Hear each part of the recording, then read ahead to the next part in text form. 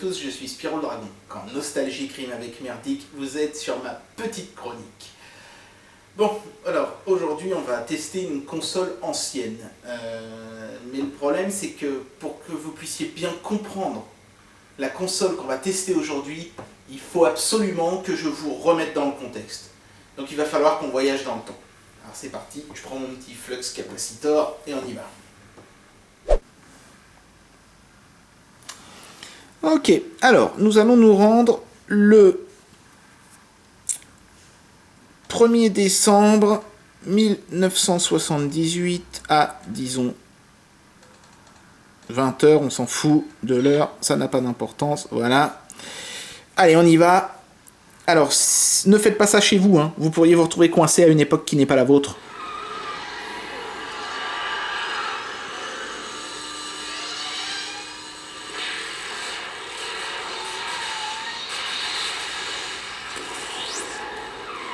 Voyager dans le temps, il y a une application pour ça. Et avec du plutonium à l'infini en plus.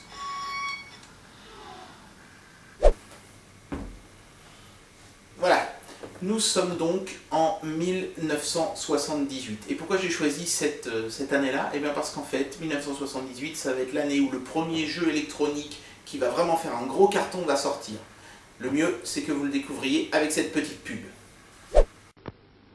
Voici un jeu qui fait fureur. Il s'appelle Simon.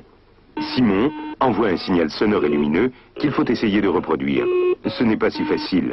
Simon est un ordinateur. Simon ne peut pas se tromper. Pour gagner, il faut avoir autant de mémoire que lui. Simon, on peut y jouer tout seul ou à plusieurs. Simon, c'est un jeu électronique qui a énormément marché. J'en ai un, moi-même, le modèle de 1978, celui qu'on voit dans la pub, mais il est dans sa boîte d'origine, il est là-haut, dans mon grenier. J'ai vraiment pas envie de le déplacer parce que c'est un appareil fragile et en plus, si on a le malheur de griller une ampoule, on ne peut plus les changer parce qu'elles n'existent plus, on les trouve plus nulle part. Donc je vais plutôt vous montrer un miniature qui traîne quelque part. Voilà, hop. Donc celui-ci je l'ai acheté sur internet, on doit trouver ça pour 9 €, je ne sais plus exactement où je l'ai acheté. Bon, vous trouverez ça facilement en cherchant sur Google. Le Simon, c'est un appareil sur lequel on reproduit une séquence lumineuse. Alors, je vais vous montrer, je vais en faire une petite partie. Bon bah finalement j'ai retrouvé où j'avais acheté cette petite chose. Je l'avais acheté sur le site vat19.com. C'est un petit site américain qui vend des petits objets pas évidents à dénicher. On va aller y faire un tour. Vous pouvez notamment vous acheter le plus grand ours en gomme du monde. Le truc qui doit peser 2,5 kg je crois. Qui vous enverra directement à l'hôpital pour coma diabétique. Mais ici c'est le Simon qui nous intéresse. Donc c'est un porte-clés en fait. Enfin j'imagine qu'on peut mettre un anneau ici avec des clés. Donc c'est tout simple, hein. Tous les réglages au centre ont disparu pour laisser place à un seul bouton qui démarre une partie en mode un joueur. Donc ensuite je reproduis la séquence.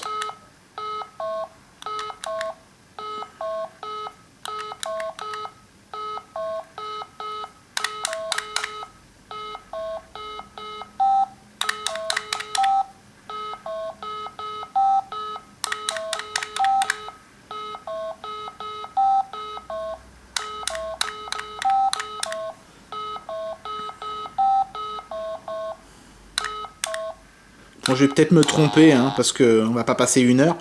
Mais voilà, vous avez compris le principe. Celui-ci fonctionne avec 3 petites piles. Dans le Simon original, il fallait mettre, je crois que c'est 3 grosses piles, et vraiment les grosses rondes là, qui pèsent 1 tonne chacune, et une pile de 9 volts. Donc c'est pas évident.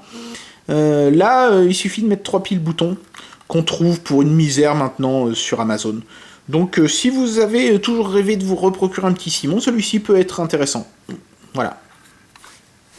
Ok, bon le concept, vous voyez, pas bien compliqué, hein. C'est un jeu de mémoire, et si ça a si bien marché, je pense que c'est parce que d'un côté, les lumières, les petites touches lumineuses, ça plaisait aux gamins, et le concept de se souvenir, de faire travailler sa mémoire, ça plaisait aux parents, quoi, qui étaient tous persuadés, j'imagine, qu'en achetant un Simon à leur gosse, ils allaient en faire une espèce de Einstein, ou je sais pas quoi. Ça s'est jamais produit d'ailleurs, hein. Enfin bon, bref, vous savez, nous les parents, qu'est-ce qu'on peut être naïf des fois. Bien, bref, alors, donc, en 1978, le Simon sort, et ça va faire un carton jusque dans le milieu des années 80, ce qui coïncide à peu près avec la sortie de la NES, le jeu électronique et le jeu vidéo ont toujours été un petit peu considérés comme des challengers, alors que je pense pas vraiment que ce soit des choses qui jouent dans la même catégorie. Le Simon a eu un énorme succès, c'est vrai. Il est même apparu dans le film qui est le plus passé, je pense, à la télévision en France, Le Père Noël est une ordure, d'ailleurs extrait. Je vous ai apporté des bichous. Des quoi? Des doubichous. C'est comme des truffes en chocolat.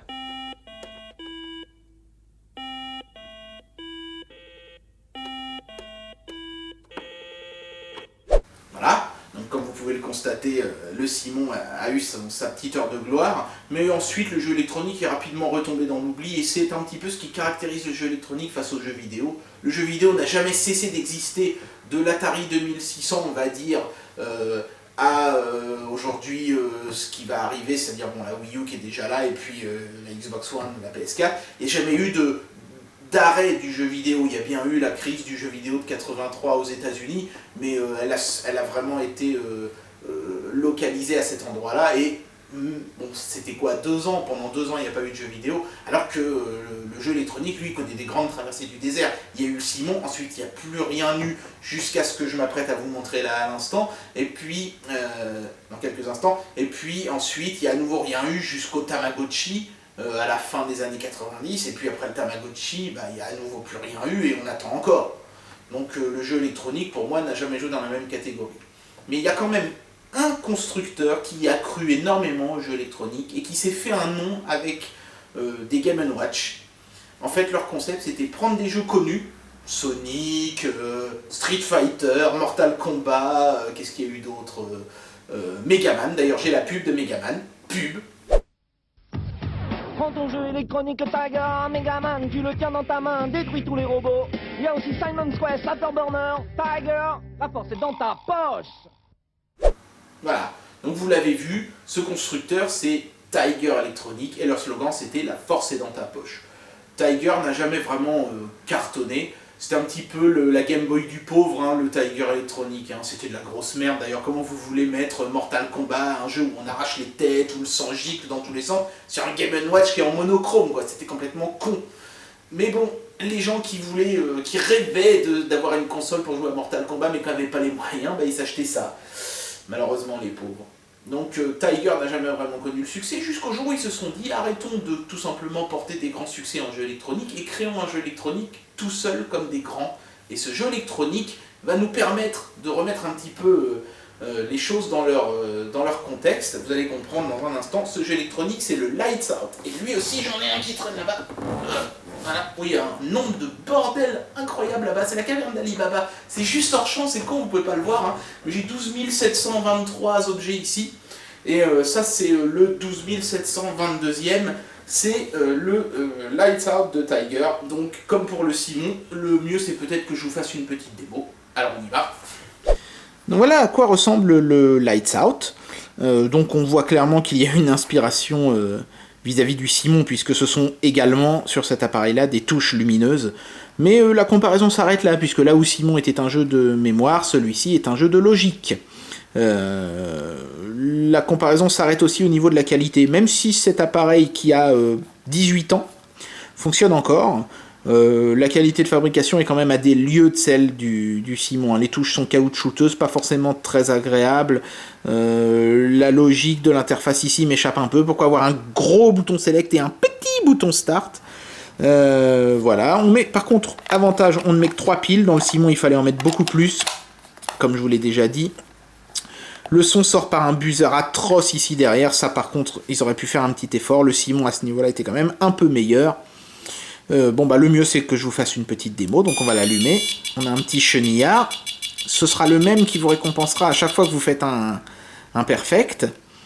Donc ce que je vais faire, là j'ai déjà fini le jeu, donc il se lance au niveau 50, dans lequel toutes les lumières sont déjà allumées. Alors si vous voyez un effet strobo, c'est à cause du caméscope, hein.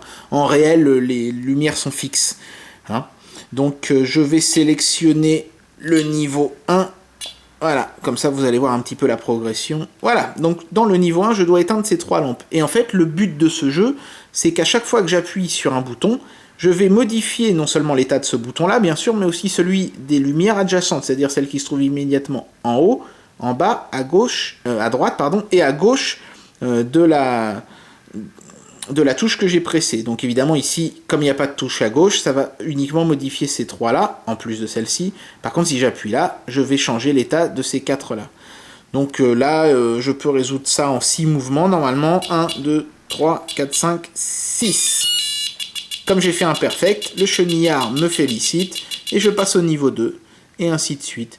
Alors, tout à l'heure, on voyait ici clignoter, c'est parce qu'en fait, il y a 25 touches, 5 par 5, et quand vous êtes arrivé au niveau 25, les lumières s'allument à nouveau dans l'ordre de base pour les niveaux 26 à 50. Donc ici, c'est assez facile. Les premiers niveaux sont très faciles, mais le dernier niveau que vous avez vu tout à l'heure, où les 25 lumières sont allumées, nécessite quand même 15 mouvements pour être résolu. Et là, on peut pas dire que ce soit vraiment aussi simple. Je vais faire exprès de merder un peu sur ce niveau-là pour que vous puissiez voir ce qui se passe quand on fait pas un perfect. Là, j'ai foiré, hein, j'ai été trop long. Donc on va avoir une croix rouge. Voilà, là, je ne peux pas passer au niveau suivant. Par contre, si je réussis à résoudre le niveau, mais avec... je vais faire exprès de faire une erreur, voilà. Des erreurs, je n'aurai pas le chenillard. Et je verrai le nombre d'erreurs que j'ai commises ici, 2. On commet toujours un nombre pair d'erreurs, puisque si j'appuie sur une touche par erreur, il faut que je réappuie dessus pour corriger mon erreur, évidemment. Voilà, donc le concept du Lights Out, résumé pour vous. Sachez quand même qu'il y a un truc que j'aime beaucoup sur le Lights Out, c'est qu'on peut créer ses propres puzzles et les soumettre à un autre joueur. Et là, vous pouvez faire une blague à un copain que vous aimez pas en soirée, si vous avez envie qu'il vous lâche la grappe à vous et à vos vrais potes. Vous lui faites un puzzle impossible à résoudre. Je vais vous en montrer un tout con. Donc on va se mettre en mode de jeu 3. Hop. On va allumer cette loupiote là. Hop. Vous faites start. Tiens, vas-y, résous-moi ce puzzle. Et le mec va passer 3 heures à essayer de comprendre pourquoi il n'y arrive pas. Tout simplement parce que certains puzzles dans ce jeu sont impossibles à résoudre. Vous pouvez jouer pendant des heures, hein. Vous n'y arriverez jamais. Hein. Garantie sur facture. Voilà, c'était pour vous le Lights Out. Le seul vrai gros succès commercial mérité de Tiger Electronics. Voilà, donc vous avez remarqué qu'il y avait quand même des similitudes avec le Simon, notamment le fait qu'on appuie sur des touches lumineuses, sauf que là ce n'est plus un jeu de mémoire, c'est un jeu de logique, de déduction. Donc on aurait pu penser que ça allait faire un gros carton comme le Simon. Alors ça a bien marché, je crois que il me semble que Tiger en a vendu 14 millions, ce qui était plus que n'importe lequel de leur Game & Watch. Donc ils se sont un petit peu sentis pousser des ailes. Là on est en 1995 hein, quand le Lights Out sort, il se vend très bien et donc avec ce trésor de guerre, cet argent qui rentre subitement pendant 1 an et demi à peu près dans les caisses de Tigers va avoir la folie des grandeurs. Et là je nous remets dans le contexte, on est dans un contexte où Tiger vient de faire un carton avec le Lights Out. On est dans un contexte où le jeu vidéo n'a pas tellement évolué dans le domaine de la console de poche. Il y a eu la Game Boy, qui a été miniaturisée en Game Boy Pocket. La Game Boy Color ne va plus tarder à sortir, mais elle n'est pas encore disponible. Elle n'est même pas encore à l'état de rumeur à l'époque. Et Tiger, qui a plein de fric dans les caisses, se dit « Putain, c'est le moment ou jamais de se lancer dans une console de poche et de rafler la mise ». Si je vous disais que avant toutes les autres, avant la DS par exemple, cette console pouvait déjà se connecter à Internet, cette console pouvait déjà interagir avec un écran tactile, cette console avait déjà des jeux comme Sonic, comme Mortal Kombat, comme des jeux de baston en 3D, Fighting Vipers, c'était un jeu de baston sur la Saturn, et plein d'autres jeux populaires comme ça, vous me dites putain, une console qui a le web, le tactile et des super jeux, mais comment ça se fait que j'en ai jamais entendu parler? Comment ça se fait? Alors attendez, je vais aller chercher l'objet 17723 maintenant. Alors il faut que je me lève parce qu'il est un peu plus loin que les autres. Si vous n'avez jamais entendu parler de cette console, qui s'appelle la Gamecom, pardon, c'est parce que c'est un putain de gros tas de merde, tout simplement. pas d'autre mot. Ce truc pue la chiasse. Je veux dire, la caméra est à 5 mètres, vous devez le sentir, non? Non mais sérieux quoi. Mais même la gueule de la boîte. Bah, le mieux, comme toujours, c'est qu'on regarde d'abord l'emballage avant de regarder le produit. C'est parti. Bien, alors comme mon gamin grandit, évidemment, son aire de jeu grandit avec lui, et c'est pour ça qu'aujourd'hui, on étraîne une nouvelle table vert fluo avec un trou. C'est parfait, c'est une excellente analogie. Considérez que ce trou sera le trou du cul du jeu vidéo, puisque ce que je m'apprête à vous montrer, c'est exactement ça. Le trou du cul du jeu vidéo. C'est le trou noir complet, personne ne se souvient de cette console, et ceux qui l'ont eu, je pense, l'ont rayé de leur mémoire tellement ils ont eu le sentiment de s'être fait baiser la gueule. Tiger Electronics vous présente, pour vos yeux ébahis, la Tiger Gamecom. Cette console donc, comme toujours en la recitant dans son concept, est née du succès commercial du Lights Out. C'est le succès commercial du Lights Out qui a financé cette console, et c'est d'ailleurs certainement la raison pour laquelle il y a en bonus une cartouche de Lights Out incluse. Bon, alors, un petit mot sur l'emballage. D'abord, en haut, il y a le logo Gamecom qui change de couleur selon l'orientation qu'on donne à la boîte. Ça fait vraiment kitsch. C'était même ringard à l'époque. On est en 1997, plus personne ne fait ça, quoi. Ça reviendra peut-être après à la mode avec les cartes brillantes Pokémon, et encore, je suis même pas sûr. Donc, on a une Portable Video Gaming System with Touchscreen Technology and 5 Building Functions. Autrement dit, il y a 5 fonctions incluses. C'est pour ça qu'on voit 6 icônes à l'écran. Logique. Alors, c'est pas tout à fait faux, en fait, c'est parce que l'une d'entre elles n'est pas réellement une fonction, c'est un jeu. Enfin, disons que c'est le... Là, on a l'icône pour lancer le jeu, donc on peut considérer que c'est une fonction, la fonction console.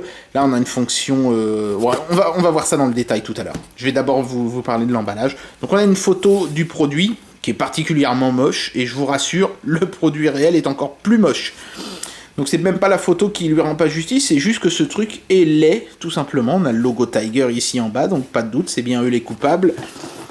À l'arrière, c'est là que ça devient plus intéressant. Donc on a une liste de fonctions. Alors, Revolutionary Touchscreen Stylus Interface, ça c'est pas faux, c'était la première console à ma connaissance qui avait un écran tactile. Speech and State of the Art Sound, donc apparemment le son et les voix étaient au top niveau à l'époque.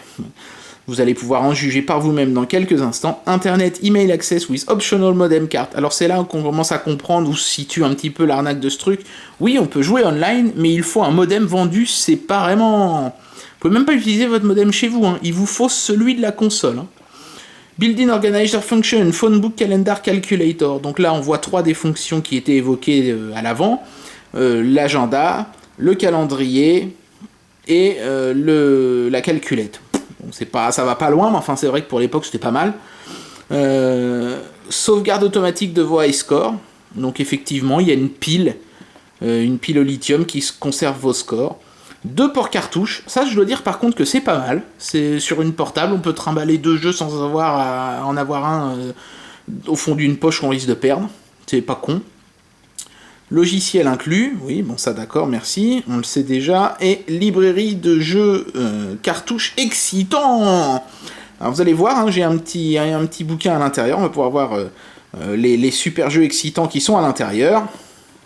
Donc on a des screenshots, et puis on voit ici la console avec le stylet en utilisation. Et là je me pose une question, c'est clairement le gros point fort de cette console, l'écran tactile. Pourquoi est-ce que sur la partie avant, c'est pas mis en valeur? C'est là qu'il aurait fallu avoir une main avec le stylus comme à l'arrière, quoi. Le mec qui passe devant dans un magasin et qui se donne pas la peine de retourner la boîte, va passer à côté de ça, alors que c'était le gros argument de la console. Donc là j'ai pas vraiment très bien compris pourquoi Tiger ne s'était pas donné un petit peu plus de mal avec ça, mais enfin bref. Donc on a un screenshot du jeu Lights Out, qui est inclus dans une cartouche dans la boîte, le calendrier, la calculette, l'agenda, la fonction de sauvegarde des high scores, donc, et le fameux accès internet avec le modem optionnel, et puis on a un solitaire, il y a un jeu inclus, donc j'imagine que c'est pour ça qu'ils disent 5 fonctions qui a 6 icônes, ils doivent pas considérer que le jeu de solitaire c'est une fonction. Bon, c'est pas idiot d'avoir un jeu intégré dans la console, ça s'était déjà vu. Par contre, ils auraient peut-être pu faire un effort et par exemple intégrer Lights Out dans la console et nous mettre la cartouche d'un autre jeu dans la boîte. Parce que solitaire, c'est vraiment... Qu'est-ce qu'il y a de plus ennuyeux, quoi? Sérieux. Par contre, petit point positif, ils se sont quand même donné du mal pour faire des interfaces graphiques, notamment pour la calculette. Bon, on appréciera ou pas, mais au moins il y a eu un effort de fait, on pourrait dire à ce niveau-là. Bon, sur les côtés, il n'y a pas grand-chose, hein, je passe rapidement, hein, ce sont des photos de la console avec le nom Gamecom écrit encore. Il y a une petite poignée sur le dessus, ce qui est un petit peu absurde, parce que la boîte est pas bien grosse, je vois pas bien l'intérêt, personnellement. Enfin bon, admettons. On l'ouvre sur le devant comme ça. Alors, la boîte est très abîmée, je l'ai reçue comme ça. Hein. Acheté ça sur eBay, je crois que j'ai dû le payer quelque chose comme 17 €, pour ceux que ça intéresse. Voilà, donc à l'intérieur, on a tout de suite la console, on a une cartouche, alors normalement ça devrait être celle de Lights Out, mais je l'ai déjà mis dans la console. Ça c'est celle de Centipede, voilà. Donc Centipede, pour ceux qui connaissent pas, c'est un jeu sur Atari 2600. C'est vraiment très vieux, c'est vraiment très obsolète, et c'était déjà méga obsolète en 97, puisque Centipede est un jeu qui est sorti à la fin des années 70. En 97, ce jeu avait déjà quasiment... il avait même 20 ans. Donc, et c'est même pas une édition 20e anniversaire, hein. Vous allez voir, c'est les graphismes de 1978, hein, carrément. Hein. Là, on a donc la console. Donc, on va y revenir en dernier, hein. Je vais la mettre de côté. Et puis en dessous, on a les fameuses... oui, parce qu'à l'époque, il y avait déjà Internet, mais c'était pas encore ça. Une carte pour enregistrer son produit. Donc là, manifestement, le gars qui avait acheté cette console neuve n'a pas cru bon de le faire. Et d'ailleurs, il avait raison. Enfin, moi, je me souviens, il y en avait déjà dans les Game Boy et autres. J'ai jamais renvoyé le coupon, moi, personnellement. Donc ici, on a la notice de la console. Donc elle est en monochrome, mais elle est bien illustrée, elle est assez claire. C'est bien fait. Il n'y a pas de problème. Rien à dire de ce côté-là. Elle est uniquement en anglais. Hein. Cette console n'est jamais sortie en dehors des États-Unis. De toute façon, on a la notice du jeu Lights Out. Bon, bah, vous avez déjà vu comment on y jouait tout à l'heure sur le jeu électronique. On va quand même en faire une partie sur la console, hein, pour comparer, pour voir un petit peu les différences avec la version jeu électronique. Et vous verrez d'ailleurs très rapidement qu'il vaut mieux carrément y jouer sur la version électronique que sur cette daube. Et puis il nous reste encore deux petites choses à voir. Un catalogue. Vous savez, on a toujours ça. Quand on achète un jeu ou une console, il y a toujours un petit flyer avec les jeux qu'on peut acheter séparément. Donc allons-y. Donc là, on nous parle de la console, ce qui est un peu absurde. En général, si on a ce truc entre les mains, c'est qu'on a déjà la console. Et puis voici un petit peu les jeux qui étaient fournis. Batman et Robin, drôle d'idée de faire un jeu sur ce qui est certainement le plus mauvais film de Batman jamais réalisé. Sonic. Donc Sonic Jam, en fait, c'est une compile. Vous avez Sonic 2, Sonic 3, Sonic Flicky's Island. Bon, je sais que ce jeu est tellement lent que ça devrait même pas s'appeler Sonic. Je l'ai pas, donc je pourrais pas vous montrer. Mais ça n'avait vraiment de Sonic que le nom. Hein. Duke Nukem 3D, Jurassic Park, Williams Arcade Classic, Jeopardy, La Roue de la Fortune, Indy 500, Mortal Kombat Trilogy. Ouais, donc on va voir un screen ici. Le screen a l'air plutôt pas mal. Quand on voit ça, on se dit mince, ça a l'air sympa. Le problème, c'est que ensuite le jeu a 2 de tension. Là, on a NBA Hang Time, Madden Football. On va tous les regarder. Un Fighter Megamix. Donc celui-là, je vais pouvoir vous montrer. Je l'ai. Encore une fois, le screenshot a l'air plutôt flatteur. Tiger Casino. Donc ça, c'est un jeu qui a été fait par Tiger Electronics. Voilà, donc là je crois qu'on est arrivé au bout des jeux connus, on commence à arriver dans l'inconnu, et puis ensuite on a les accessoires, on a la petite mallette de transport, le fameux modem qui a l'air d'être plus gros que la console, sérieux, qui se branche avec un vieux port pas pratique, l'adaptateur secteur qui a l'air de peser 12 tonnes, sérieux, et puis voilà, on a fait le tour. Donc, a priori, comme ça, hein, quand on voit le petit fléau, on se dit merde, il y a quand même pas mal de jeux intéressants, Sonic, Mortal Kombat, Fighter Megamix, Jurassic Park... C'est des jeux connus, et c'est là-dessus que jouait Tiger. Ils essayaient de vous alpaguer, de vous allécher avec des licences célèbres, mais en réalité elles étaient massacrées, quoi. Vraiment massacrées. Alors, chose amusante, il y a un erratum.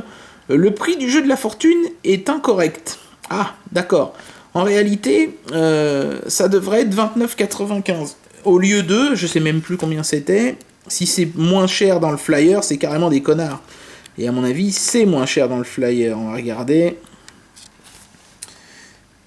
Prix suggéré, putain c'est où? Ouais, c'est là, fait le point, 19,95. Donc en fait, non, c'est pas 19,95, c'est 29,95. J'adore les petits erratums comme ça qui vous mettent Un petit coup de genou dans les couilles au dernier moment, vous êtes là. Oh chouette, la roue de la fortune, j'ai toujours rêvé de jouer à ce jeu. Ah, si d'ailleurs c'est votre cas, il faut aller voir un psy les mecs. Hein. Oh putain, en plus 19,95, c'est l'affaire du siècle.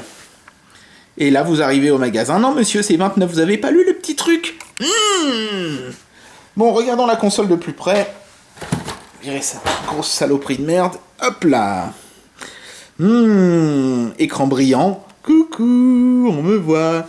Ici, on a une croix directionnelle qui a l'air de s'enfoncer de 12 km à l'intérieur et qui me donne le sentiment que si je joue un peu trop fort avec, elle va carrément s'éjecter du truc. J'ai 4 boutons d'action. Ça, c'est pas mal, par contre, pour une console de poche. Il faudra quand même attendre la Game Boy Advance, hein, sortie en 2001 ou 2002, 2001, je crois, chez Nintendo, pour en avoir autant, donc 4 ans plus tard. Il n'y a pas de boutons latéraux, par contre. On a 3 boutons de menu, ce qui semble un peu excessif pour une console comme ça. Donc on a un bouton pour revenir à l'accueil, un bouton pour couper le son, un bouton pour marquer la pause, le bouton on-off. Ici, on a le stylet qui s'en va, qui se clipse par le devant. Ça, c'est un peu spécial. Ça aurait été peut-être plus malin, comme sur DS, de le mettre sur une des tranches. Mais enfin, bon, pourquoi pas. Là, on a la prise casque, je crois. Ou c'est la prise pour le... Non, c'est bien la prise casque. Ici, on a 2 molettes. Une pour le contraste et une pour le volume sonore. Ici, sur le dessus, on a un petit port qui s'ouvre. D'ailleurs, souvent, quand on achète d'occasion la machine... Ce petit bout de plastoc est manquant parce qu'on le perdait facilement. C'est là qu'on branche le fameux modem. Ou alors le câble Link pour jouer à 2. Putain, je vais pas arriver à remettre cette saloperie. Si, c'est bon. Ici, on branche l'adaptateur secteur vendu séparément. Merci beaucoup. Là, on a les 2 ports cartouches. Donc là, j'ai mis 2 jeux. Le fameux Lights Out et puis Fighter Megamix. Donc j'ai que 3 jeux. Ça va aller vite. Vous allez voir les reviews. Hein. Fighter Megamix, donc Lights Out, et mon fameux Centipede, que je sais déjà plus où je l'ai foutu. Les cartouches sont pas bien grosses, on a tendance à les perdre assez facilement. Je vais vous remontrer celle de Centipede. Voilà.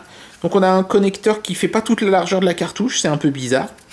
C'est pas gros, hein. Vraiment ça fait la moitié, je dirais, d'une cartouche de Game Boy Advance, et un quart à peine hein, d'une cartouche de Game Boy Color ou de Game Boy classique.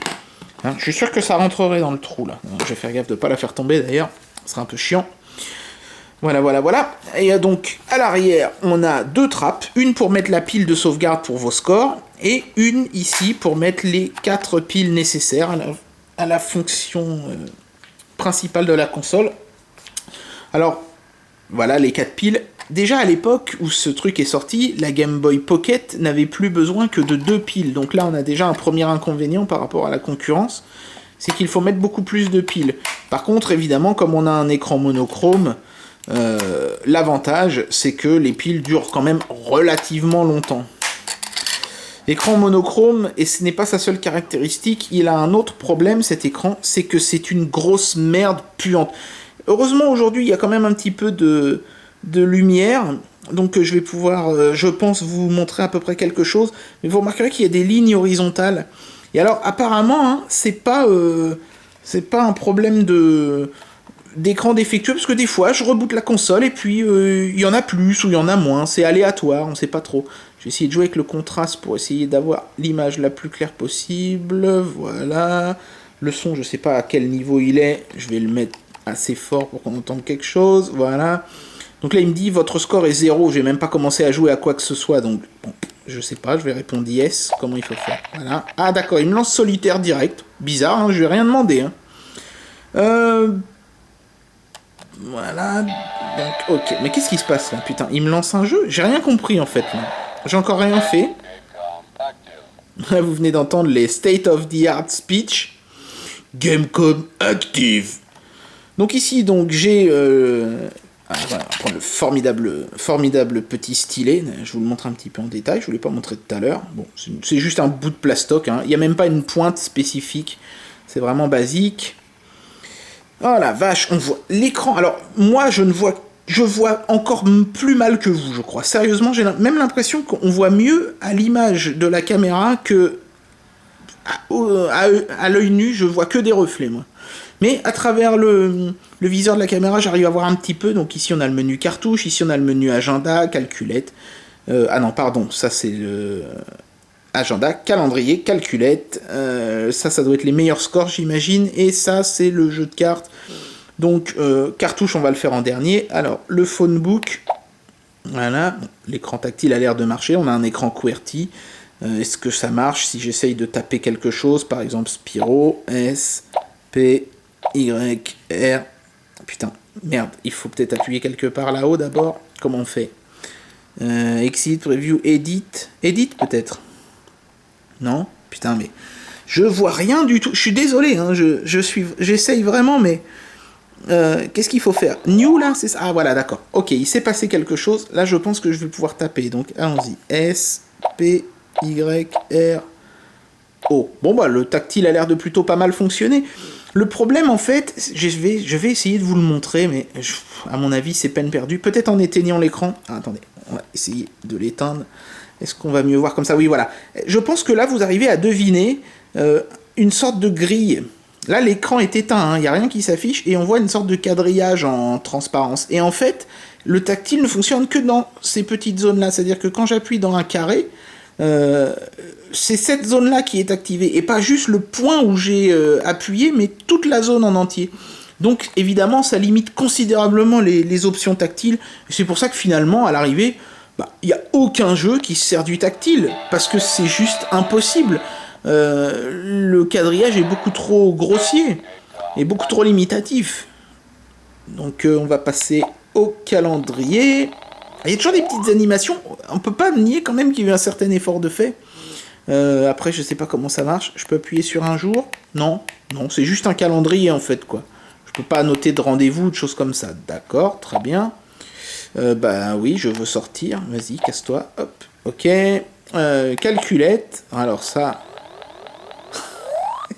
Les animations vous font perdre un temps hallucinant. 6 x 5 égale 30. La console s'est comptée, tout va bien. Ok. Yes, yes. Ah, il faut faire... Ah oui, alors ça, c'est vachement bien. Yes, no. Mais après, je dois faire Hunter. C'est vraiment les mecs, vous compliquez les choses simples. High score, donc je peux voir mes meilleurs scores. Solitaire. Oh, Fighter Megamix, j'ai fait un high score de 2.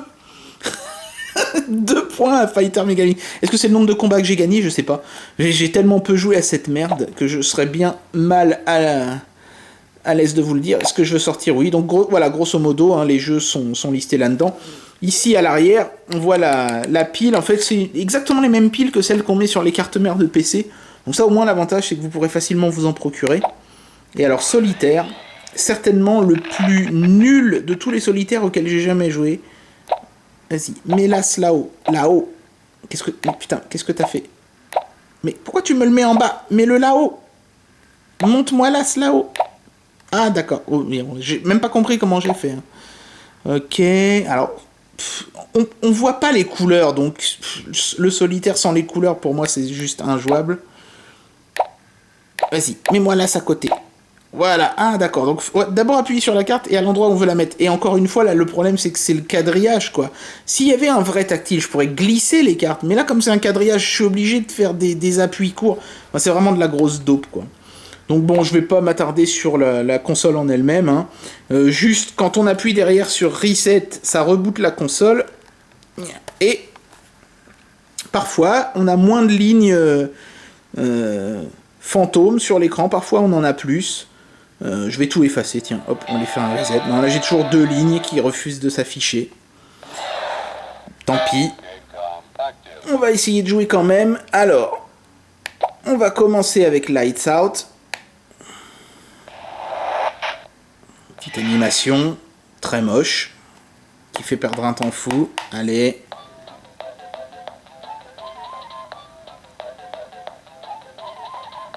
Je vous laisse profiter de la cinématique, hein. Ok, donc déjà, première différence par rapport aux jeux électroniques, on n'est plus sur une matrice de 5 par 5, mais sur une matrice de 6 par 6, donc ça c'est plutôt sympa. Ça veut dire qu'on ne retrouvera pas les mêmes pulses que sur la version électronique, ça va être des nouveaux. Maintenant, j'imagine que je dois choisir quelque part ici, ça doit être ça, Start, voilà. Ok, donc là j'ai mon premier pulse. On a le même chenillard que dans la version électronique. Et j'enchaîne. Ah, les pulses sont encore plus courts. Hein. Dans la version électronique, le niveau 1 nécessitait 6 mouvements. Là, 3 et c'est bâclé. 1, 2 et 3. Bon. Alors, ça marche, hein, ça fait la blague. Hein, mais je veux dire, c'est quand même vachement moins sympa que d'y jouer sur le jeu électronique, quoi. Enfin, j'imagine que si vous aviez toujours rêvé de jouer à Lights Out et que vous ne trouviez plus le jeu électronique nulle part, ça pouvait être une solution. Mais bon, franchement, je ne suis pas, mais alors pas du tout impressionné. Hein. Bon, alors, est-ce que je peux revenir au menu en faisant comme ça? Oui, ah ça c'est pas mal. Ça nous change des consoles de merde chinoises qu'on avait l'habitude de voir, où c'est toujours compliqué de revenir au menu. Là, je fais menu, ok, et c'est bon. Hein. Ah, et en plus, il me demande confirmation, ça m'évite de faire une fausse manip. Donc, on va jouer à Fighter Megamix maintenant. Ou plutôt... Oui, non, si, on va jouer à Fighter Megamix d'abord. On va finir avec Centipede, alors que c'est clairement pas le plus intéressant des trois jeux, mais je vais vous expliquer pourquoi dans un instant.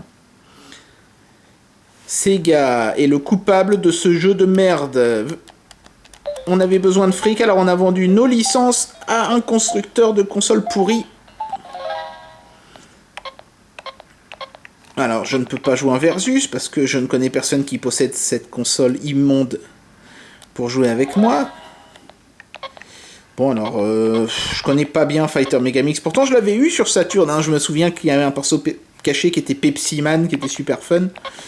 Moi, j'imagine que Akira, c'est l'équivalent de Ryu de Street Fighter, voilà. Donc après, on peut choisir contre qui on va se battre. Moi, je vais même pas chercher à savoir. Hein. Start! Oh putain, attendez, il faut que je monte le son, là, parce que on n'entend pas grand-chose. Voilà. Oh, je viens de me faire décalquer la gueule. Alors, vous voyez, le gros problème de cette console, vous le voyez là sous vos yeux, c'est que c'est juste de tension, quoi. Il n'y a pas aucune fluidité, les gestes sont saccadés. C'est difficile de voir quoi que ce soit sur cet écran d'une qualité vraiment ultra médiocre. Bon, alors je crois que j'ai perdu. Hein. Je suis pas sûr. C'est même difficile de savoir quel personnage on contrôle dans cet amas de pixels.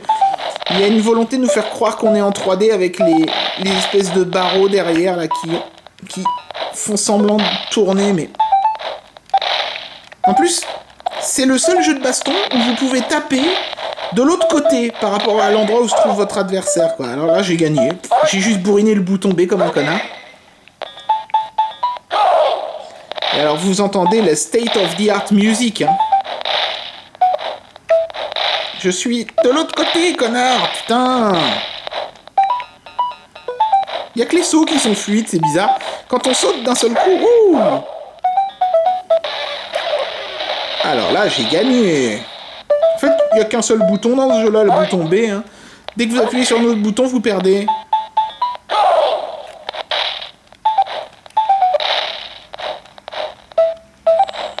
Bon, donc voilà. Ce que je vais faire, je vais vous laisser profiter. Je vais plus rien toucher. Admirez-moi ça. Est-ce que vous arrivez à voir ce qui se passe, franchement?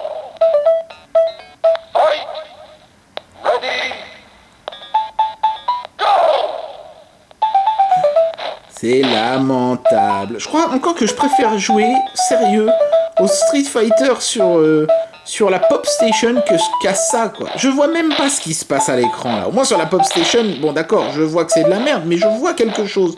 Là, on voit que dalle, quoi. C'est juste un bordel sans nom. En plus, je crois que les lignes fantômes n'arrangent rien à l'histoire. Bon, alors... Vous l'avez compris, cette console est une grosse bouse. Elle pue la chiasse. Mais, il nous reste un jeu à tester. Donc je vais enlever Lights Out, par exemple. Et je vais mettre à la place Centipede.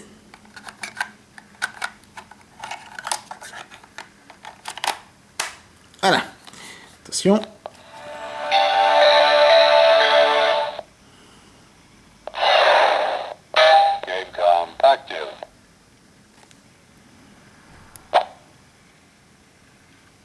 Vous avez remarqué? Il y a deux jeux dans la console. Hein. Et pourtant, dès que j'ai appuyé sur cartouche, il m'a lancé un jeu. Et en fait, il est en train de me relancer Fighter Megamix. Et c'est là que vous voyez le problème de cette console, c'est que vous avez 2 ports cartouches.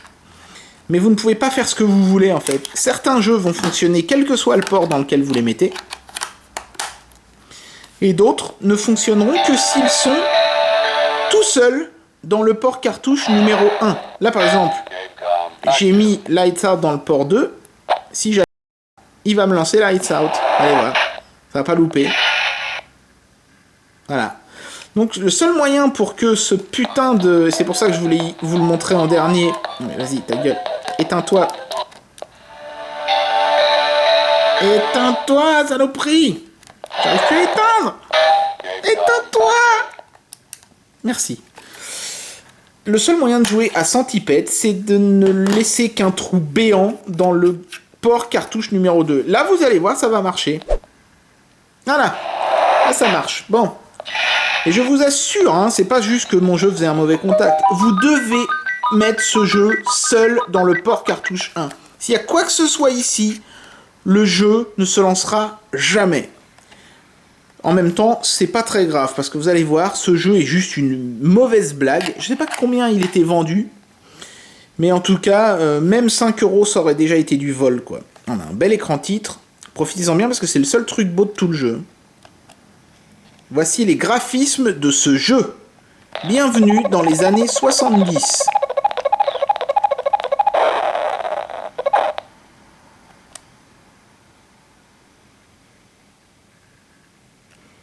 La caméra ne veut même plus faire le point. Ça y est. Pour ceux qui ne connaissent pas Centipede, il faut empêcher le mille-pattes qui se trouve en haut de l'écran d'arriver en bas. Je suis désolé, mais le caméscope fait la gueule. Hein. Il n'y a pas envie de filmer ça. Hein.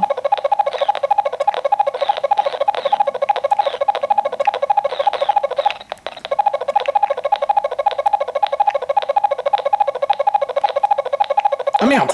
Je croyais que j'avais fini. Ah putain! Merde! Ah non, c'est pas mon voisin qui s'énerve. Hein. C'est le jeu qui vient de faire ce bruit. Ok, bon, je crois que vous avez compris. Hein. Alors, qu'est-ce qu'on peut dire sur la Gamecom? Je vais remettre mes jeux comme avant, parce que le problème, c'est qu'au bout d'un moment, j'oublie comment j'avais mis les cartouches, et du coup, j'arrive plus jamais à jouer à Centipede. Ah, putain. Qu'est-ce que c'est que la Gamecom? C'est clairement une arnaque. Je veux dire, Tiger n'y a pas cru à ce produit, ou alors s'ils y ont cru, c'est qu'ils sont tout simplement mauvais. Soit ils sont complètement nuls, et ils ont vraiment fait des efforts, et le pire c'est que je crois que c'est le cas, parce que quand je vois les efforts faits sur l'interface graphique de la console en elle-même, je me dis que quand même ça a dû leur prendre un certain temps à faire tout ça. Mais alors, pourquoi ne pas avoir fait de meilleurs jeux? Soit la console n'est tout simplement pas capable de faire tourner de meilleurs jeux, soit Tiger s'est tout simplement perdu en route et s'est remis à faire la même merde qu'avec leur Game & Watch, c'est-à-dire des jeux pourris. On n'en a rien à foutre, on s'en branle, c'est marqué Sonic sur la boîte, les gens vont acheter. Le seul problème, c'est que voilà, les gens ne sont pas des gros cons, ils ont compris qu'il fallait se méfier de ce produit, ils se sont méfiés, ils ont attendu que le bouche à oreille fasse son effet, quand les gens se sont mis à dire « la Gamecom c'est de la merde », la console a fait un bide monumental. Elle était quand même vendue quelque chose comme 1000 balles, hein, c'était plus cher que la Game Boy Pocket à l'époque. Il faut dire que la console est plus puissante que la Game Boy Pocket. Mais ce qui compte dans une console, ce sont les jeux. Quand sur Game Boy, on pouvait jouer à Mario Land ou à Zelda, là-dessus, on ne pouvait jouer qu'à des jeux de combat à 5 frames par seconde. Qui veut jouer à ça? Et la réponse, c'est simple. Personne ne veut jouer à ce tas de merde. Personne ne veut jouer à cette bouse. Donc, la console a disparu, elle a été oubliée au tréfonds. Moi, j'en ai ras le cul, il est temps que je reparte dans mon époque.